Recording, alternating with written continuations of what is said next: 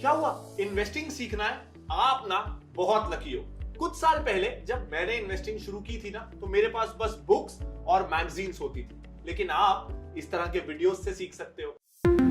Welcome to our new series learn with Upstox.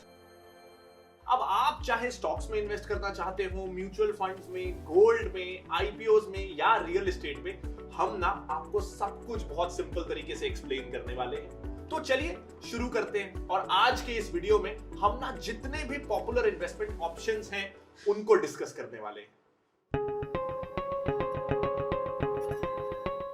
किसी ने सच ही कहा है, wealth is not built by saving, it is built by compounding. अक्सर हम लोग सोचते हैं कि काश अपने सेविंग्स अकाउंट में या कैश के रूप में कुछ बचत कर लेते हैं जो बुरे वक्त में या रिटायरमेंट में काम आएगी, लेकिन हम लोग ये अक्सर भूल जाते हैं कि पैसों को कैश के फॉर्म में सेव करने से ना उनकी वैल्यू कम हो जाती है। ये इन्फ्लेशन की वजह से होता है, जब चीजों के दाम महंगे हो जाते हैं। इसको ऐसे समझिए कि 2002 में जो चीजें आपको 1000 रुपए के अंदर खरीद सकते थे, क्या वही चीज आप आज उसी प्राइस में खरीद सकते हैं क्या? नहीं ना। इसलिए हमको पैसों को इन्वेस्ट करने की जरूरत है ताकि हम रिटायरमेंट के लिए रेडी हो सके और अपने फ्यूचर गोल्स को पूरा कर सके। अगर आपको यह ऑप्शन दिया जाए कि या तो आप अभी के अभी 10 लाख ले लो या फिर 1 पैसा ले लो जो हर दिन डबल होगा टिल 31 डेज, अब बताइए आप कौन सा चूज करेंगे? हमने ना बचपन में 2 टाइप के इंटरेस्ट कैलकुलेशन पढ़े थे, एक था सिंपल इंटरेस्ट और एक कंपाउंड इंटरेस्ट। सिंपल इंटरेस्ट समझने में भी और फॉर्मूला नोट करने में भी काफी इजी होता था, और वहीं कंपाउंड इंटरेस्ट काफी डिफिकल्ट। पर हमेशा से जो चीजें डिफिकल्ट लगती हैं वही चीजें एंड में अच्छा रिजल्ट देती हैं। कैसे? तो आइए समझते हैं एक इंपॉर्टेंट कंसेप्ट को जो मैजिक की तरह काम करता है, पावर ऑफ कंपाउंडिंग। तो अगर आपने 10 लाख रुपए लम सम चूज किया होता तो आपका ना 90 लाख का लॉस हो गया होता, और अगर आप 1 पैसे को जो कि हर दिन डबल होगा टिल 31 डेज के ऑप्शन को चूज करते तो आप करोड़पति बन जाते। जी हां, सही सुना आपने। चलिए समझते हैं ये कैसे होता है। तो जैसा कि आप इस टेबल से देख सकते हैं कि डे 1 पे 1 पैसा है और वो हर दिन डबल हो रहा है, तो डे 5 तक आपके पास 16 पैसा हो गया है। डे 10 पे ये अमाउंट बढ़ के 5 रुपए हो गया। डे 15 पे ये 160 रुपीज हो गया। डे 20 पे ये 5000 रुपीज से ज्यादा हो गया। डे 25 पे अब आपके पास 1.5 लाख रुपए से ज्यादा है, और फाइनली 31st डे पे मैजिकली आपके पास अब 1 करोड़ रुपए हैं। शॉकिंग ना? जब पहली बार मैंने ये देखा था ना, मुझे बहुत शॉक लगा था। हमारी ना साइकोलॉजी ही ऐसी रहती है कि हम 10 लाख रुपए सुन के ये सोचते हैं कि ये एक बड़ा अमाउंट है और इसके बदले आपको सिर्फ 1 पैसा दिया जा रहा था सेम डे पे। बट हमने ये ध्यान नहीं दिया कि 1 पैसा हर दिन डबल होगा तो कितना अमाउंट एंड तक इकट्ठा हो जाएगा। तो यही होता है power of compounding. Simple language में बात की जाए तो जो भी आपका प्रिंसिपल अमाउंट होता है उस पे तो इंटरेस्ट मिलता ही है, वो इंटरेस्ट कहीं नहीं जाने वाला, बट कंपाउंडिंग में ना आपको इंटरेस्ट पे भी इंटरेस्ट मिलता है। तो पावर ऑफ कंपाउंडिंग हमें रिजल्ट तो अच्छा देता है, बट उसके बदले वो आपसे कुछ मांगता भी है। पता है वो आपसे क्या मांगता है? वो आपसे मांगता है पेशेंस। यानी कि ये स्ट्रैटेजी तभी वर्क करेगी जब आप लॉन्ग टर्म के लिए इन्वेस्टेड रहेंगे।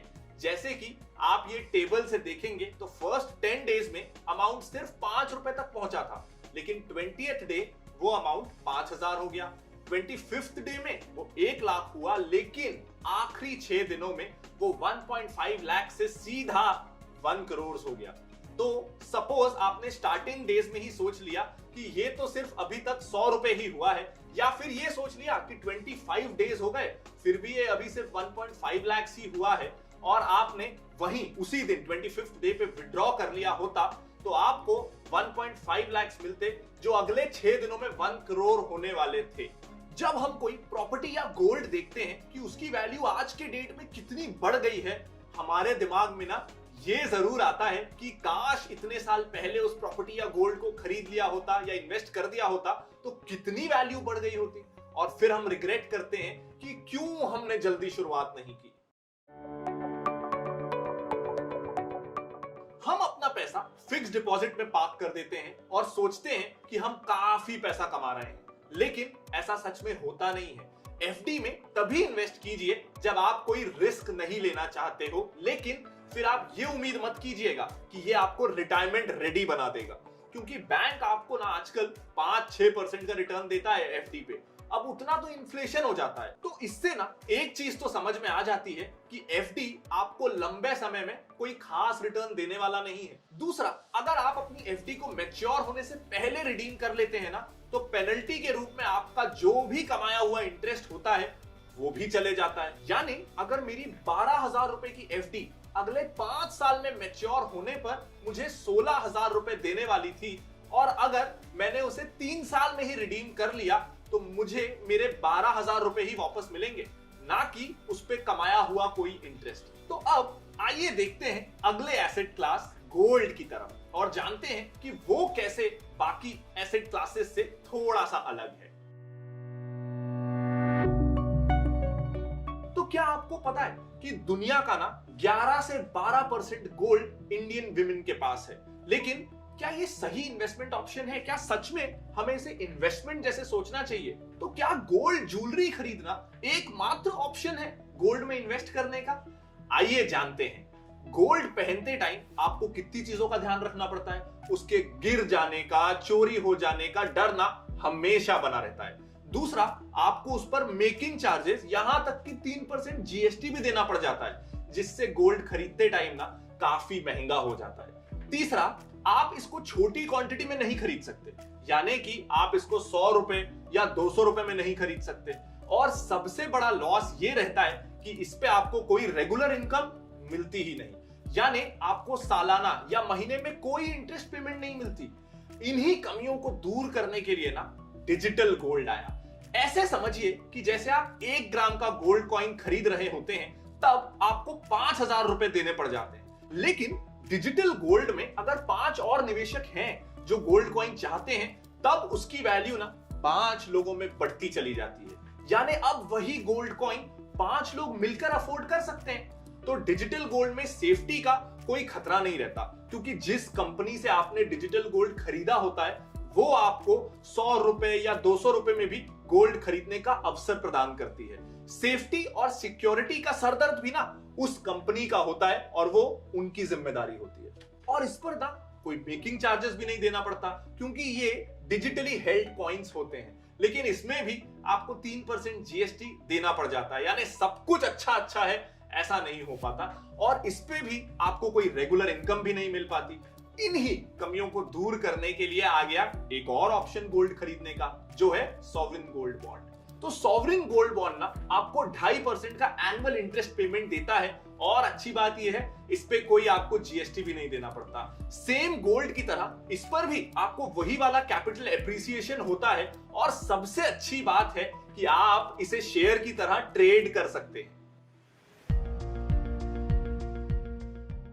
अब हम चलते हैं अगले एसेट क्लास की तरफ। जब भी किसी कंपनी को पैसों की जरूरत होती है तो वो 2 तरीकों से फंडिंग करवाते हैं। पहला होता है इक्विटी फाइनेंसिंग, जिसमें कंपनी के ओनर्स अपने शेयर्स को मार्केट में सेल ऑफ करते हैं। मतलब अगर ओनर के पास 100% स्टेक है कंपनी का और वो चाहता है कि उसमें से वो 10% शेयर्स को मार्केट में नॉर्मल पब्लिक के लिए लिक्विडेट करना चाहता है, तो फिर जब पब्लिक उस शेयर को खरीदने के लिए जाएगी आईपीओ में, तो उसके लिए वो पैसे देगी और ये पैसे आ जाते हैं कंपनी के पास। अब अगर कंपनी नहीं चाहती कि वो अपने स्टेक्स को बेचे, ओनर अगर अपने शेयर्स नहीं बेचना चाहता, तो अब एक दूसरा तरीका होता है। वो तरीका होता है डेट फाइनेंसिंग का। इसमें कंपनी चाहे तो बैंक से लोन ले सकती है या फिर बॉन्ड या डिबेंचर इशू कर सकती है। तो जब नॉर्मल पब्लिक इन बॉन्ड्स या डिबेंचर्स में इन्वेस्ट करती है तो कंपनी को पैसे मिलते हैं। बट जनरली ना लोगों को ये बहुत बड़ा मिसकंसेप्शन होता है कि बॉन्ड्स एंड डिबेंचर्स तो सिमिलर ही होते हैं। तो चलिए आज हम यही समझेंगे कि आखिर बॉन्ड्स और डिबेंचर्स में क्या सिमिलैरिटीज है और मोर इंपॉर्टेंटली क्या डिफरेंस है। तो दोनों ही चीजें, बॉन्ड्स एंड डिबेंचर्स में ये सिमिलैरिटी तो होती है कि ये दोनों ही एक तरीके का लोन है किसी भी कंपनी के लिए, और दोनों पे ही फिक्स्ड इंटरेस्ट रेट होता है, और ये लोन एकदम फिक्स्ड टाइम पीरियड के लिए होता है। तो अब ना ज्यादा इंपॉर्टेंट चीज की बात करते हैं। अब बात करते हैं दोनों के बीच के डिफरेंसेस की। तो बॉन्ड जनरली सिक्योर्ड लोन की कैटेगरी में आते हैं। इसका मतलब यह है कि कंपनी बॉन्ड्स जब इशू करती है तब वो पब्लिक को कोलैटरल में कुछ रखती है, ताकि कल को अगर कंपनी पे ना कर पाए तो उस पब्लिक को कोलैटरल यूज करके अपने पैसे रिकवर करने का मौका मिल सके। वहीं दूसरी तरफ डिबेंचर्स ना सिक्योर्ड भी होते हैं और अनसिक्योर्ड भी होते हैं। अनसिक्योर्ड डिबेंचर्स में हम पर्सनल लोन का एग्जांपल ले सकते हैं, जिसपे हमें कोई कोलैटरल तो नहीं रखना होता, बट उसमें इंटरेस्ट रेट काफी हाई होता है। इवन अगर कंपनी कल को लिक्विडेट होने वाली होती है तो हमेशा कंपनी के एसेट से रियलाइज होने वाला पैसा पे करते वक्त बॉन्ड होल्डर्स को ना फर्स्ट प्रायोरिटी दी जाती है, और फिर आते हैं सिक्योर्ड डिबेंचर होल्डर्स, और फिर आते हैं अनसिक्योर्ड डिबेंचर्स। अब ना हम बात करते हैं अगले एसेट क्लास की, जो बहुत तेजी से पिछले कुछ सालों में इंडिया में पॉपुलर हुआ है। जनरली हम जब म्यूचुअल फंड्स में इन्वेस्ट करते हैं तो हमें यह लगता है कि हम सिर्फ शेयर बाजार में निवेश कर रहे हैं, बट ऐसा है नहीं। हम म्यूचुअल फंड्स के through gold, real estate, debt instruments and equity में भी इन्वेस्ट कर सकते हैं। तो ये चारों में आप म्यूचुअल फंड के जरिए इन्वेस्ट कर सकते हैं, लेकिन ज्यादातर म्यूचुअल फंड में रिस्क और रिटर्न की जब बात होती है तो लगता है रिस्क ज्यादा है, वोलेटिलिटी ज्यादा है, तो रिटर्न भी ज्यादा है, थोड़ा ऊपर नीचे हो सकता है। तो ये सारी चीजों की बात होती है इक्विटी म्यूचुअल फंड्स के कंटेक्स्ट में, यानी शेयर बाजार में जो एमएफ पैसा लगाते हैं उसके कंटेक्स्ट में।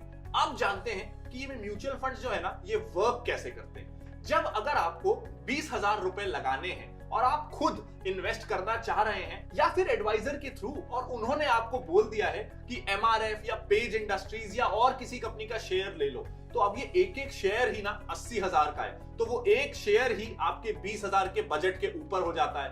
अब आपको तो लगाना ही 20,000 रुपए है, तो आप कैसे खरीदेंगे एमआरएफ जैसे शेयर को?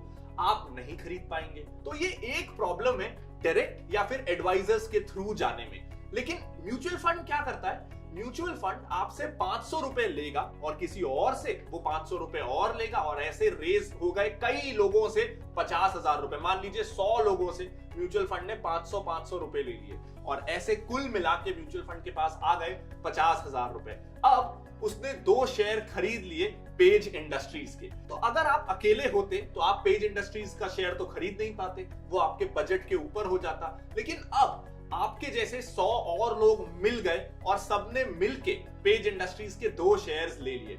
अब 100 लोग हैं लेकिन शेयर्स तो 2 ही हैं, तो वो बटेंगे कैसे, स्प्लिट कैसे होंगे? तो इसके लिए एमएफ वो 2 शेयर्स खुद खरीद लेगा म्यूचुअल फंड अपने नाम पे, और आपको ना वो शेयर्स नहीं देगा, वो म्यूचुअल फंड के यूनिट आपको देगा। यानी कि मान लीजिए कि 25-25 हजार के 2 शेयर्स खरीदे गए, तो 50,000 का टोटल इन्वेस्टमेंट हुआ। अब 100 लोगों ने वो पैसा लगाया था, तो आपको वो फंड 500 रुपए का एक एक म्यूचुअल फंड यूनिट दे देगा, ताकि आप सब कलेक्टिवली मिलके वो 2 शेयर्स के को होल्डर्स या को ओनर्स बन जाए। तो म्यूचुअल फंड ये काम करता है कि थोड़े पैसों में आपको ज्यादा कंपनी में इन्वेस्ट करने का मौका देता है, जो आप डायरेक्ट अगर इन्वेस्ट करते ना तो आप नहीं कर पाते। अब ये म्यूचुअल फंड करता कैसे है? वो ना एक फंड मैनेजमेंट कंपनी बनाता है जिसे एएमसी कहा जाता है। वो कंपनी एक फंड को लॉन्च करती है, फिर लोगों से पैसे मंगाती है कि मान लीजिए उन्होंने एक मल्टी कैप फंड लॉन्च किया है, तो ये फंड हर तरह की छोटी और बड़ी हर टाइप की कंपनी में इन्वेस्ट करेगा। तो हमारे पास ये एक्सपर्ट्स हैं जो आपका पैसा मैनेज करेंगे, इनका ये ट्रैक रिकॉर्ड है। हम आपको ये विश्वास दिलाते हैं कि हम एक अच्छा रिटर्न देंगे, और इस तरह की बहुत सारी बातें की जाती हैं। फिर जो भी लोग इंटरेस्टेड होंगे, आपके मेरे जैसे और बहुत सारे लोग, कोई 500 लगाएगा, कोई 1000 लगाएगा, कोई 20,000 लगाएगा, और इस तरीके से एएमसी के पास पैसा इकट्ठा होता चला जाएगा। तो ऐसा करके जितना पैसा इकट्ठा हुआ उसे कहते हैं AUM, यानी कि एसेट्स अंडर मैनेजमेंट। तो एसेट्स अंडर मैनेजमेंट यानी कि टोटल पैसा। तो मान लीजिए अब की बार आपने 2,000 सबसे लिए और टोटल 50 लोग थे, तो अब टोटल AUM हो गया 1 लाख का। अब वो AMC एक फंड मैनेजर अपॉइंट करती है, जो कि एक एक्सपर्ट होता है शेयर्स को पिक करने में। तो वो अब इस 1 लाख रुपए को कहां कहां इन्वेस्ट करना है इसकी एक स्ट्रैटेजी बनाएगा। 10,000 किसी शेयर में, 5,000 किसी और शेयर में, ऐसे करके वो लाख रुपए को इन्वेस्ट कर देगा शेयर बाजार में और आपको मिल जाएगा उस म्यूचुअल फंड स्कीम के यूनिट्स, जिसे आप जब चाहें तब बेच सकते हैं। 2 दिन में पैसा ना आपके अकाउंट में आ जाएगा। अब जैसा कि हमने म्यूचुअल फंड के कंसेप्ट के बारे में समझा, जिसमें बहुत सारे लोग एक म्यूचुअल फंड कंपनी को पैसा देते हैं और फिर फंड मैनेजर उसे अलग अलग कंपनीज में एलोकेट करता है, तो यहां तो रिस्क डाइवर्सिफाई हो जाता है। बट अब ना हम बात करते हैं डायरेक्ट इक्विटी की, जिसको हम कहते हैं शेयर बाजार में निवेश या स्टॉक मार्केट इन्वेस्टमेंट्स। तो यहाँ पे आप किसी एक पर्टिकुलर कंपनी के शेयर्स में इन्वेस्ट कर रहे होते हैं, जिससे ना आपको उस कंपनी की पार्शियल ओनरशिप मिल जाती है। जी हाँ, अगर आपने रिलायंस का शेयर खरीद लिया तो आप भी रिलायंस के पार्शियल ओनर हो गए। बट जनरली लोगों के दिमाग में ना ये डर हमेशा रहता है कि स्टॉक मार्केट तो रिस्की है, इसमें बहुत सारा रिस्क है। तो ऐसे में क्या सच में आपको शेयर बाजार में या स्टॉक मार्केट में डायरेक्टली बिना किसी एक्सपर्ट की मदद के इन्वेस्टमेंट करना चाहिए? क्या स्टॉक मार्केट में डायरेक्ट इन्वेस्टमेंट का कुछ फायदा है भी या नहीं? तो जैसा हमने देखा कि इक्विटी, चाहे वो म्यूचुअल फंड हो या स्टॉक्स, दोनों ही, क्योंकि वो इक्विटी है तो वो बॉन्ड्स, डेट या एफडी से ज्यादा रिटर्न्स तो देते हैं, लेकिन हमको कंपैरिजन करना है डायरेक्ट इक्विटी का एमएफ से। तो अब अगर हम डायरेक्ट इक्विटी और म्यूचुअल फंड इन दोनों को कंपेयर करें ना, तो कंपैरेटिवली यस, स्टॉक्स में थोड़ा रिस्क ज्यादा होता है। बट वहीं अगर आप शेयर चूज करते हैं तो रिटर्न्स भी उतने ही अच्छे होते हैं जैसा आपने शेयर चूज किया है उसके हिसाब से। यहाँ पे ना रिटर्न्स आपके हाथ में होते हैं। इवन स्टॉक्स में आपको एमएफ से ज्यादा कई बार लिक्विडिटी भी मिल सकती है, क्योंकि अगर आपके मान लीजिए म्यूचुअल फंड में 20 स्टॉक्स हैं, जिसमें से आप किसी 2 स्टॉक में इन्वेस्ट नहीं करना चाहते, तो स्टॉक्स में आपके पास ये ऑप्शन है कि आप उन 2 स्टॉक्स को मत खरीदो। अगर आप म्यूचुअल फंड में इन्वेस्ट कर रहे हैं तो फंड मैनेजर ने आपका पैसा जिस स्टॉक्स में लगा दिया, अब हो सकता है उसने 10 स्टॉक्स पे पैसा लगाया जिसमें से 2 आपको पसंद नहीं है, तो आप कुछ नहीं कर सकते। आपको वो 10 स्टॉक्स में ही आपका पैसा लगा है और वही आपकी किस्मत है। बट वहीं अगर आप जब डायरेक्टली स्टॉक्स में इन्वेस्ट कर रहे हैं, तो कब किस शेयर से निकलना है, कब पूरा बाजार से ही निकल जाना है, कब किस शेयर में पैसा लगाना है, ये टाइमिंग पूरे आपके हाथ में होती है। तो डेफिनेटली रिस्क ज्यादा है क्योंकि डिसीजंस आप ले रहे हैं, लेकिन अगर आपको नॉलेज अच्छी है तो रिटर्न्स भी ज्यादा मिल सकते हैं। कंडीशन ये है कि आपको नॉलेज होनी चाहिए। अब बात करते हैं रियल एस्टेट की। रियल एस्टेट को ना हमेशा से एक कन्वेंशनल और पॉपुलर एसेट इंडिया में माना जाता है इन टर्म्स ऑफ इन्वेस्टमेंट। अगर आप कोई घर खरीदते हैं तो डेफिनेटली उसकी वैल्यू टाइम के साथ तो बढ़ेगी ही, और साथ ही आपको रेंटल इनकम भी मिल सकती है।